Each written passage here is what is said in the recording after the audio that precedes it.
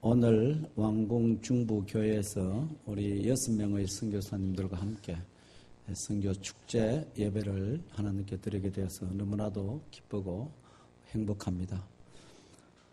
이번 기회로 말미암아 우리 중부교회가 더 귀하게 하나님께 영광 돌리며 선교적인 교회로 계속 성숙할 수 있도록 저희들도 뒤에서 기도하고 싶습니다.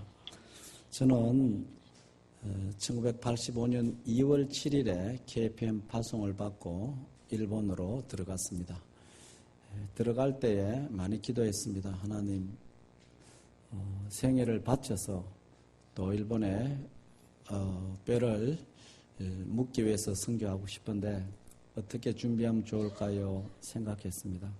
하나님께서 동경 기독 신학교로 저를 인도해 주셨습니다. 그래서 3년 동안 선교에 필요한 언어와 일본 문화와 신학 전문 용어와 전도 전문 용어 또 필요한 성경 내용들을 공부할 수 있는 기회를 주었습니다.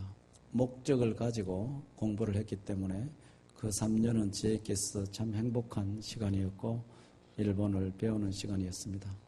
공부를 하면서 하나님의 인도를 받아서 개척교회를 시작했습니다. 고미야마 세츠코라는 여자 의사 선생님이 계십니다. 동경여자의과대학에서 가르치시면서 자기 개인 병원을 운영하는 분인데 그분이 우리가 그 병원을 이용하는데 내가 당신을 도와주고 싶은데 뭘 도와드릴까요? 이렇게 의사가 제안을 해왔습니다.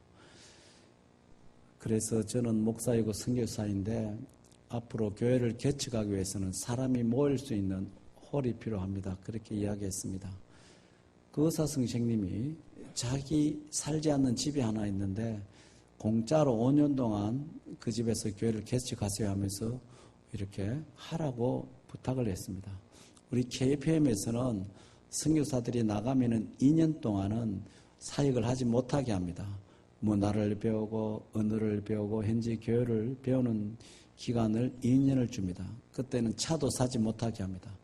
오직 배우는 일에 집중하도록 하는데 저는 8개월쯤 지났을 때에 의사가 그렇게 부탁해서 선교부에 연락을 했습니다. 그래서 총회장님과 선교부장님이 바로 일본으로 와서 그 의사 선생님을 만나고 이야기를 들었습니다. 두 사람이 다 일본말을 못하면은 허락할 수 없는데 저희 집사람은 동경에서 태어난 제일교포 3세이고 일본에서 교육을 받았기 때문에 한 사람은 일본말이 완벽하기 때문에 특별 케이스로 교회 개척을 허락해서 개척을 하였습니다. 그런데 열심히 교회를 개척하면서 복음을 전하니까 1년쯤 되니까 10분이 세례를 받습니다. 그래서 그 교회에서 8년 6개월을 사역을 하는데 약 90명의 사람들이 세례를 받고 교회가 성장하고 선교하는 교회가 되고 주는 교회가 되었습니다. 그래서 그 교회를 통해서 에다가와 아이노 교회를 분리 개척을 하고 그리고 아리가또 교회를 또 개척할 수 있게 되었습니다.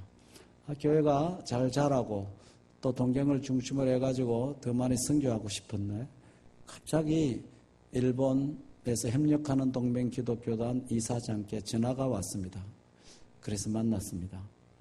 박 목사님, 우리 교단이 8년 전부터 일본 북해도 일본말로 홋카이도라 그럽니다. 제일 북쪽에 있는 큰 섬 하나가 제주도를 제외한 우리 남한 크기와 같습니다.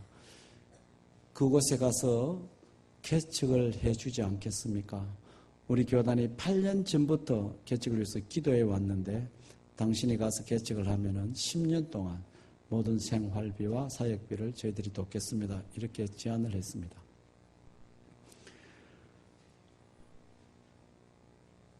일본 분들이 한국 선교사를 10년 동안 모든 것을 뒤에서 돌봐주는 그 개척교회를 파송하는 일은 역사상 거의 없던 일이었습니다. 첫 케이스가 됩니다. 그 제안을 받았을 때 저는 기도하겠습니다. 그래서 제일 먼저 염려가 되었던 것이 지금까지 봉사한 이 아다치 아이누 교회를 누구에게 바톤 타시할 것인가? 이 문제가 해결되지 않으면 양심상 갈 수가 없었습니다. 그런데 8년 6개월 동안 그 교회는 청년들이 많이 헌신해가지고 신학교를 가고 주를 위해서 사는 청년들이 몇 명 있었습니다. 그 중에서 신학 3년 후 유학을 갔는데 3년 동안 우리 교회가 장학금으로 늘 도와주었던 한 목사님이 계셨는데 국제 전화를 했습니다. 목사님, 지금 이런 상황인데 이곳에 와서 아다치 아이누 교회를 목회하신다면 제가 북해도로 개척하러 가겠습니다. 올 수 있겠습니까? 하니까 그 목사님은 그 자리에서 바로 제가 하나님의 교회를 위해서 신학을 공부하는데 박사과정 포기하고 그대로 가겠습니다 하면서 바로 허락해 주었습니다. 그래서 일본 교단에 저희들이 가겠습니다. 연락을 하고 1993년 10월에 1살, 4살, 6살, 8살 네 자녀를 데리고 우리 부부가 삿포로로 갔습니다. 일본 교단에서 70평 땅에 단독 주택이 하나 있었는데 그것을 마련해 주었습니다. 약 3억을 투자해가지고. 그래서 그 현관에 신삿포로 성서교회 간판을 걸고 이제 교회를 시작했습니다. 성도도 한 명도 없는 곳, 친구도 아는 사람도 없는 그곳에 가서 우리 6 식구가 이제 교회를 개척을 합니다. 첫 주일이 왔습니다.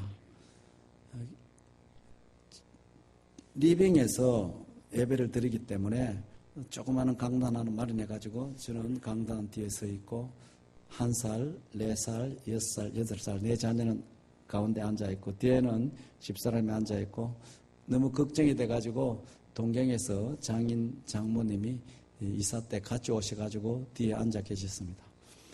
그런데 예배를 시작도 하기 전부터 억울해서 나오는 눈물도 아니고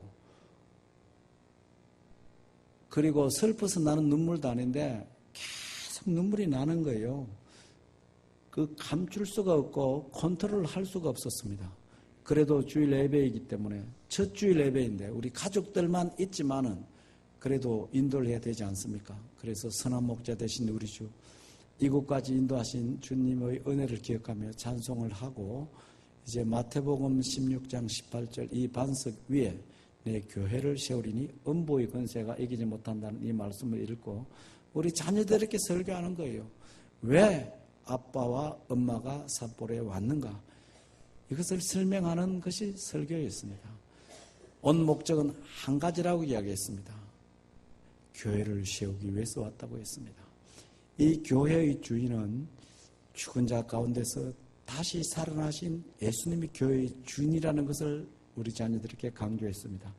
그래서 예수님은 어느 누구도 이길 수 없다고 했습니다. 음보의 권세도 사탄도 누구도 교회의 주인 되시는 예수님이 이길 수가 없다고 이야기하면서 지금은 성도가 없고 친구가 없더라도 너희들 절대로 실망하지 말아라고 하나님께서 친구도 주실 것이고 교인들도 보내주실 것이라는 격려의 말씀을 하고 마쳤습니다.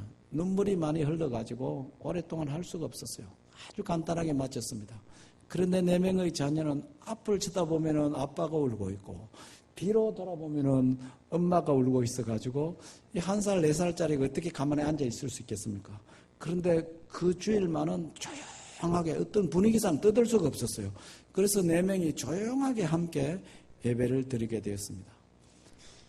찬송 한 곡하고 마치니까 시계를 보니까 20분 만에 모든 예배가 끝났습니다. 제가 40몇 년 동안 목회를 하는데 주일 대예배를 20분 만에 끝난 것은 처음이었습니다. 그러나 평생에 이길 수 없는 그런 예배로 남아 있었습니다.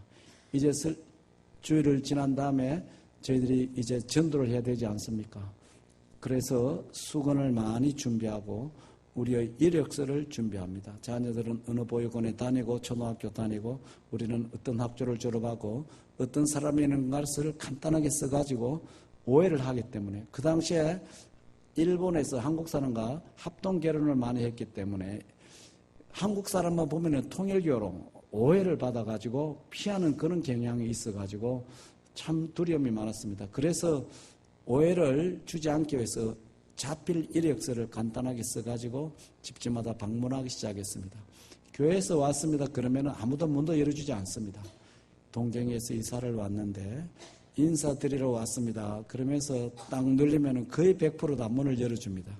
그러면은 일본 문화이기 때문에 수건을 한 장씩 선물하고 이력서를 전달하고 저희들 이런 사람인데 정말로 처음 와서 아는 분도 없고 교인도 없지만은 저곳에서 개척을 합니다.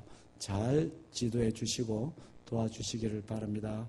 정말로 우리가 할 수 있는 최고의 그 인격과 겸손을 동원해서 이렇게 인사를 하는 것이 한 달 동안 교회가 보이는 그 지역의 모든 집들에 방문해서 이렇게 인사하는 것이 첫 사역이었습니다.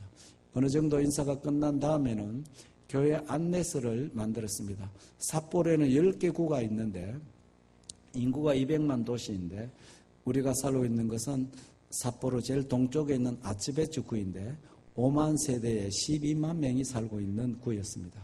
그래서 한 가정에 한 장씩 교회 안내서를 배부하기 위해서 5만 장을 인쇄했습니다.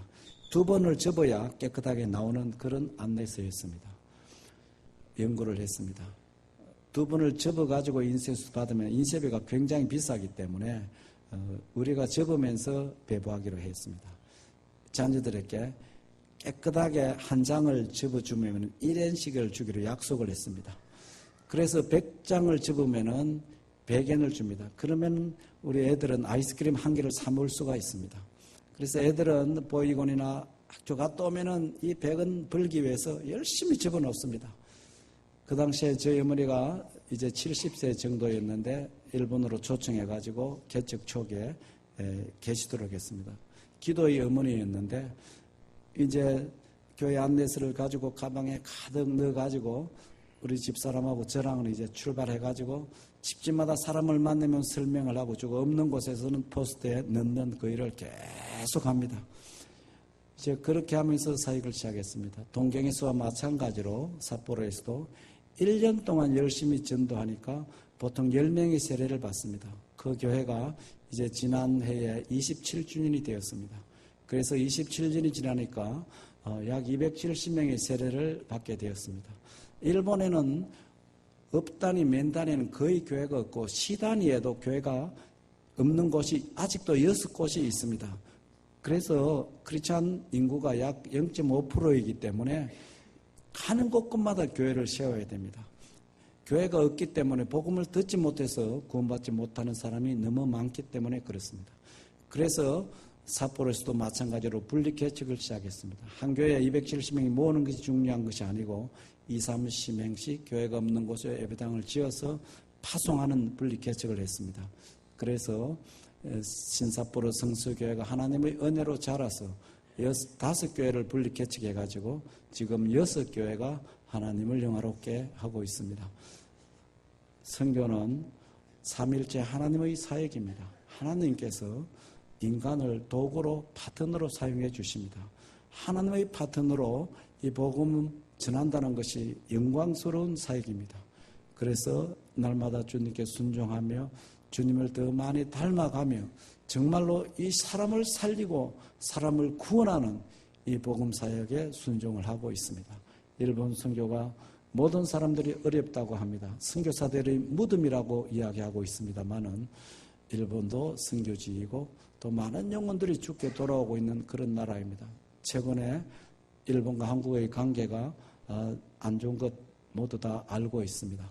그렇지만은 이런 때일수록 양쪽 나라 교회가 서로 많이 왕래하고 서로 많이 기도하고 서로 많이 하나가 되어서 일본과 한국 선교뿐 아니라 두 나라의 교회가 힘을 합쳐서 아시아와 세계의 선교를 나가는 그날이 이제 점점 가까워 오고 있는 것을 느낍니다. 일본의 저희 교회들은 한국교회 연합해가지고 아프리카나 어느 나라든지 파송할 준비가 이렇게 되어 있습니다. 기도한 대로 그날이 점점 가까워 오고 있는 것을 느끼고 있습니다. 하나님께서 저를 왜 KPM 본부장으로 인도해 주시는가? 정말로 오기 싫었습니다. 또 올 수도 없었고 해서도 안 되는데 어려움이 참 많았습니다. 선교사들이 뽑고 후원교회가 뽑고 이사해서 뽑아서 오라 그러는데 일본에서는 6교회가 가면은 안 됩니다. 그럼 우리는 어떻게 됩니까? 아주 참 힘들었습니다. 그래서 당연 8분을 모시고 제 문제에 대해서 본부장으로 가느냐 안 가느냐 이 문제를 놓고 3번을 당회를 모였습니다. 당회 모인 시간만 8시간이 걸렸습니다. 결정을 못합니다. 모여서 예배 드리고 난 다음에 어떻게 할까요? 물으면은 사면하고 가십시오도 안 하고 가면 안 됩니다 말도 안 하고 가만히 있는 겁니다. 침묵의 당회를 이렇게 3번 인도한다는 것이 그것이 제 문제이기 때문에 저도 너무너무 괴로웠습니다. 그러나 성숙한 우리 당회원들은 하나님의 뜻대로만 되게 해달라고 기도를 했습니다.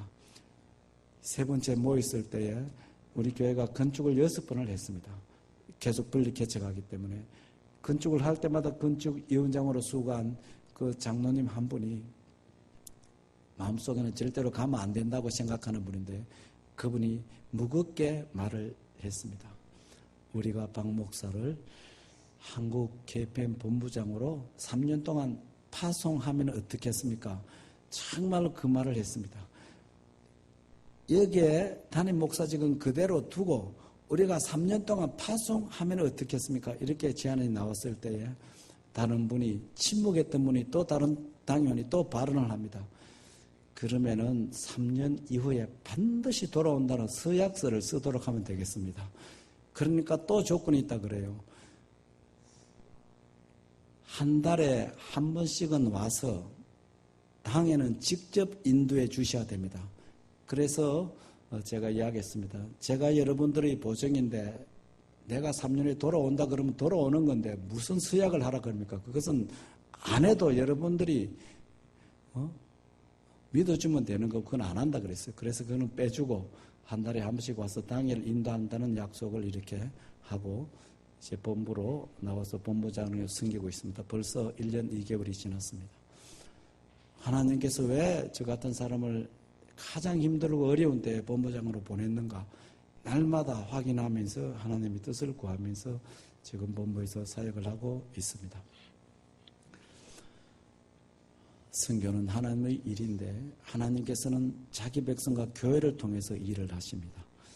왕궁 중부교회가 이 하나님의 파트너가 되어서 세계를 위해서 영혼권을 위해서 일을 한다는 것은 축복 중에 큰 축복이고 영적으로 생각하면 가장 영광스러운 일입니다.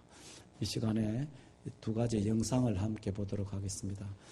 한 가지는 루비 캔드릭 선교사님, 여성 독신 선교사님인데 미국 땅에서 우리 조선에 와가지고 정말로 선교하시다가 이곳에서 죽었습니다. 그래서 그 무덤이 양화진에 있는데 부모님들에게 보내는 마지막 편지 한번 보겠습니다. 그리고 다른 하나는 우리 KPM 선교사로서 브라질에 가서 배봉규, 최양숙 선교사님이 그곳에서 다 이렇게 소천을 하셨습니다.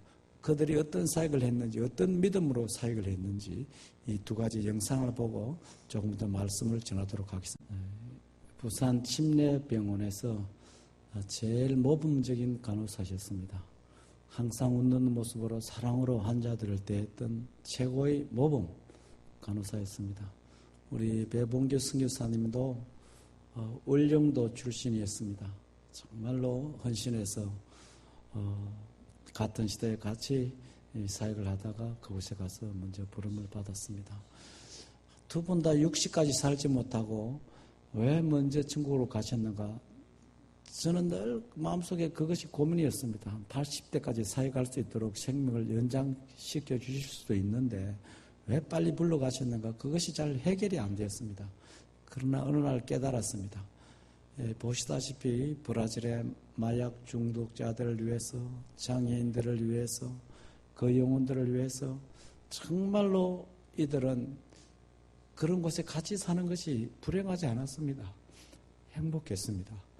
그래서 주님의 사랑이 이들 속에 이미 충만했기 때문에 이들은 천국에 가더라도 천국 문화하고 비슷한 그런 수준으로 올라갔기 때문에 하나님께서 이제 땅의 사역은 다른 사람이 할 수 있지만은 너희들은 수고를 거치고 천국에 올 자격을 이미 갖추었으니까 하나님께서 불러가신 것 같아요. 아마 우리가 이 땅에 남아있는 것은 어떤 분은 빨리 천국 가고 싶다. 주님 저를 보내주세요. 그렇게 합니다. 저희 어머니도 93세인데 만날 때마다 야야 너희들이 한국에 있는 동안에 내가 천국 가야 되는데 늘 만나면 그 이야기 합니다. 그런데 두 가지 뜻이 있어요. 아무리 나이가 젊더라도 정말로 주님이 주인 되어가지고 주님 중심으로 우리가 살면 갑자기 건강함도 불러가실 수가 있습니다. 나이가 아무리 많더라도 아직도 시기하고 질투하고 원망하고 주님을 닮지 못한 부분들이 있다면 하나님께 잘 안 데려가세요. 그 문제가 그런 상태로 천국 가면은 문화가 너무 나기 때문에 쇼크받지 않겠습니까? 그래서 기회를 주셔가지고 주님 중심으로 바뀔 때가 되면은 하나님께서 불러가시는 것 같아요. 요한복음 12장 14절을 오늘 보았습니다. 주님께서 하늘이 미리 땅에 떨어져 죽지 아니하면 하늘 그대로 있고 죽음에 많은 열매를 맺는다고 헬라인들과 주님의 제자들에게 이 말씀을 유언으로 주셨습니다. 이 말씀을 받을 당시에 주님께서 고민이 있었을 것입니다. 이제 엿새 지나면은 유월절이 되면은 십자가에 못 박혀 주님께서는 돌아가십니다. 그리고 3일 후에 부활하시고 40일 이후에 천국에 갈 것을 아셨습니다. 주님께서는 자기는 지상의 모든 사명을 마치고 천국에 가게 되면은 이 제자들에게 모든 사명을 임을 합니다. 그래서 이 제자들이 주님을 대신해서 땅끝까지 나가서 복음을 전해야 된다는 것을 주님께서 알고 계셨고 그를 위해서 그들을 뽑으시고 부르셨습니다. 그런데 이 말씀을 주실 그 당시에 제자들의 상태가 어땠냐면은 우리가 성경에 보면 압니다만은 그들은 아직도 준비가 덜 되었습니다. 서로 시기하고 질투하고 서로 높은 자가 되려고 하고 큰 자가 되려고 합니다. 예를 들어서 야고보, 요한 이 두 형제는 그 어머니까지도 마찬가지였습니다. 예수님께 와서 이제 예수님께서 로마 제국과 같은 자기 나라를 건설할 것 같아요. 기적을 일으키고 능력을 보여주니까 그런 날이 가까웠다는 것을 알고 주님 부탁이 있습니다. 뭐냐? 주님 나라 건설할 때에 나는 주님의 왼편에 나는 주님의 오른편에 앉게 해주세요. 그렇게 했습니다. 요즘 말로 쉽게 설명하면은 나는 외무부 장관, 나는 내무부 장관 그 자리 달라는 그 말입니다.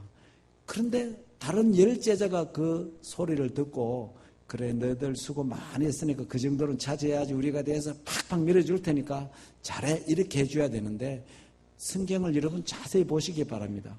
그때의 열 제자의 반응은 붕괴했다고 기록되어 있습니다. 잘난 체 하지 마, 까불지 마, 너희만 제자야, 우리도 제자야. 어디서 감히 이런 식이었습니다. 이런 자세를 가지고 주님을 대신해서 땅끝까지 나가서 복음을 전할 수 있겠습니까? 이런 자세로 나가면은 그들이 복음을 전할 때 보고받는 그들이 너희들 생활 보니까 너희들 행동 보니까 배울 게 하나도 없어. 너희 나라로 돌아가 이렇게 하지 않겠습니까? 그래서 주님께서 너희들 이런 상태로는 나를 대신해서 나의 복음, 사람을 살리고 사람을 세우고 사람을 천국으로 인도하는 이 복음을 전할 수가 없어. 그러면서 주님께서 생각하시고 기도하시고 생각하시면서 그들에게 돌아가시기 6일 전에 유언으로 주신 말씀이 하늘의 미리 땅에서 떨어져 죽지 않으면 하늘 그대로 있고 죽으면 열매를 맺는다고 했습니다. 너희들이 이 복음의 열매를 맺기 위해서는 너희들이 땅에 떨어져 죽는 밀알처럼 돼야 된다는 이 비유의 말씀을 주셨습니다. 이 말씀을 더 쉽게 설명하면은 자아가 죽어야 된다는 것을 가르치고 있습니다. 주님께서 성천하신 이후에 성령을 그들에게 보내주셨습니다. 보혜사 성령을 받고 난 다음에 미워하는 마음이 사랑의 마음으로 바뀌게 되었고 기도하라면 꾸벅꾸벅 졸던 그들이 기도의 사람으로 바뀌게 되었고 남보다 위로 올라가려고 했던 그들이 남을 섬기는 종들로 바뀌게 되었습니다. 성령의 은혜입니다. 이것이 바로 교회의 주인 되시는 성령의 은혜입니다. 아직도 내가 나를 보더라도 나는 너무 부족해 이런 분들이 많이 계실 것입니다. 그러나 계속해서 기도해 보십시오. 성령께서 계속 기도하는 분들에게 주님을 더 많이 알게 깨닫게 해주십니다. 나를 위해서 죽어주시고 나를 위해서 부활하신 주님, 나의 죄를 용서하시고 하나님의 자녀로 삼으신 그 주님이 나의 인생의 주인이 되도록 성경에서 딱 인도해 줄 것입니다. 주님이 우리의 마음의 왕자의 주인이 되시면은 미워하는 모든 사람들을 미워하는 마음이 싹 사라지게 됩니다. 질투하는 마음이 다 사라지게 됩니다. 어떻게 하면은 더 남들을 사랑하고 섬길 수 있는가? 이런 마음으로 가득 차도록 성령께서 우리를 인도해 주시고 주의 교회를 인도해 주시고 성령 충만하게 하시고 이끌게 해주십니다. 이렇게 되었을 때 제자들이 땅까지 나가서 이 생명을 전할 수가 있습니다. 요한은 순교할 수 있고 야고보도 순교할 수 있고 베드로도 복음을 위해서 순교할 수 있는 사람으로 바뀌면서 이 사랑의 복음, 생명의 복음을 전하는 죽는 미랄들이 되었습니다. 그들의 헌신으로 말미암아 복음이 오늘 우리에게까지 전달되어 있습니다. 우리 KPM 선교사들도 이런 자세로 내가 땅에 떨어져 죽는 미랄이 되겠다는 자세로 복음을 전하고 있습니다. KPM 선교 역사는 1957년에 김영진 제옥계 선교사님을 대만으로 1호 선교소를 파송함으로 말미암아 시작돼서 금년이 이제 3년 정도 되었습니다. 그동안에 하나님의 긍휼과 은혜로 말미암아 500여 명의 선교사들이 54개 나라에 나가서 현지 1200교회를 세웠습니다. 또 현재 성도들을 양육하기 위해서 40개의 신학교를 세웠습니다. 그리고 의료를 통해서 복음을 증가하기 위해서 베트남의 2개의 병원과 우즈베키스탄의 1개의 병원, 그리고 조그마한 진료소도 몇 개를 가지면서 의료를 통해서도 이 복음을 전하고 있습니다. 우리 KPM은 이런 선교사들이 되도록 늘 훈련하고 가르치고 있습니다. 배봉규, 최양숙 선교사님 이런 자세로 가지고 현장에서 복음을 전하도록 하고 있습니다. 우리 선교사들도 하나의 미랄이 되는 그런 자세로 복음을 전하고 있습니다. 그런데 선교사들뿐만 아니라 선교사들을 위해서 기도하고 돕는 우리 모든 후원교회 성도님들도 보내는 선교사, 그리고 후원하는 선교사, 기도하는 선교사입니다. 기도하는 선교사들, 보내는 선교사들도 자세는 똑같아야 됩니다. 우리 모두가 우리의 중심의 주인이 주님이 될 때에 우리가 사랑의 마음을 가지고 종의 마음을 가지고 정말로 희생의 마음을 가지고 함께 선교하게 됩니다. 이렇게 될 때에 현장의 교회들이 더 튼튼하게 자라게 될 것이고 더 많은 영혼들이 구원받게 될 것입니다. 우리 왕궁 중부교회가 정말로 선교하는 교회로, 정말로 선교사를 보내는 교회로, 또 때가 되면 이곳에서 자라난 젊은이들이 KPM을 통해서 또 전 세계에 나가는 그날에 오기를 간절히 바라겠습니다. 우리 모두가 정말로 보내는 선교사로서 주님, 내가 부족하지만은 이제 성령의 은혜로 말미암아 땅에 떨어져 썩는 하나의 미랄이 되어서 나의 헌신 때문에, 나의 희생 때문에 많은 사람들을 살리는 그 일을 위해서 나의 인생을, 우리 가문을, 우리의 후손들을 주님 사용하여 주시옵소서. 이런 마음을 가지고 주님을 함께 섬기기를 주의 이름으로 축원합니다.